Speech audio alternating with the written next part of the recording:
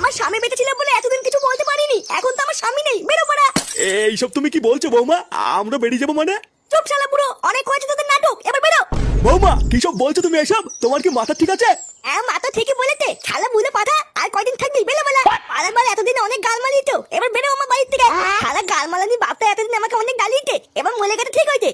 ওরে শান্তির ছেলে, তোর তলে তলে এই ছিল, এই গাল মেলেতে। তুদির ভাই বাপ মরে গেছে, খুব ভালো হয়েছে তাই না? সেটাই খুব রস হয়েছে।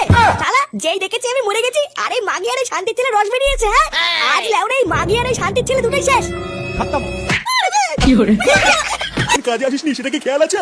হ্যাঁ তো কেন কাজে আসিনি সেটা তো ম্যানেজারকে বলে গেছিলাম নাকি? হঠাৎ বোর শরীর খারাপ হয়ে গেছিল তাই হাসপাতালে নিয়ে গেছিলাম, ওই জন্য তো ছুটি হয়েছে, না হলে কেউ ছুটি করে নাকি? বাহ, তোর বয়স শরীর খারাপ হবে তুই গাল মারি বেড়াবি, আর সেই টাকাটাও কি আমরা দেবো নাকি? দেখ ফুটো, এখানে কাজ করতে এসেছিস, ভদ্রভাবে ঠিকঠাক কাজ কর, মায়না পাবি। আর যদি ভেবে থাকিস সেখানে কাজে এসে এইভাবে গলাবাজি করবি, তাহলে ম্যানেজারকে বলে এক ধাক্কা দিয়ে বের করে দেবো। চুদির ভাইগুলো সব উনি কাজে আসবে না, আর সেই টাকাগুলো আমাদের কারখানার গুনতে হবে নাকি? চলে যা যা, পালা এখান থেকে। ফুটো ছাড় বাবা, ঝামেলা করিস না।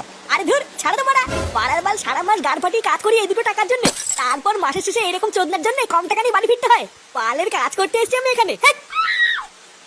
হ্যাঁ। শালা মাগি, গিলতে গিয়ে তো সেটা ফুলে ফেলেছিস, আর কোথায় গেলবি? কি হয়েছে?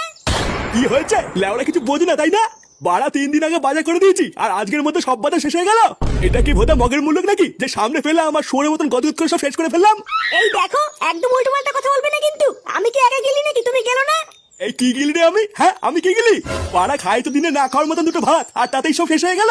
ভোদা আমার 3 বেলা গাড়ির ঘাম পায়ে ফেলে 1 কেজি চাল কিনতে হয়, আর চোদনাগুলো 2 দিনের মধ্যে সব খেয়ে ধ্বংস করে বসে আছে। লেওরা যত সব ভাঙরচোদাগুলোকে নিয়ে সংসার করছি, হাত বলা।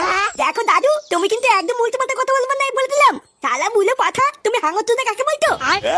বাল ছেড়ার ক্ষমতা নেই, লেওরা ধরে টাটানি। বেরো গার মানি এখান থেকে। তুমি মুখ সামলে কথা বলবে কিন্তু, না হলে কিন্তু তোমার মুখ আমি মেরে ভেঙে দেবো, বলে দিলাম।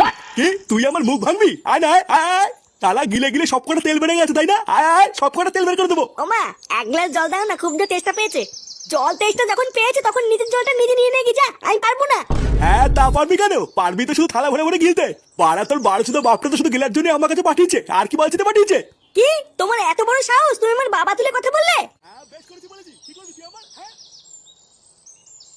কি গো একটু জল দাও তো, খুব জোর জল তেষ্টা পেয়েছে। দেখছো না আমি একটা কাজ করছি? রান্না ঘরে গিয়ে নিজে গিয়ে নিয়ে নাও, কি যাও নিজে গিয়ে নিয়ে নেবো মানে? বাড়া দেখছি না আমি একটা কাজ করে এসেছি। লেওরা কি এমন বালের কাজ করছো যে তোমার একটু জল দিতেও কষ্ট হচ্ছে?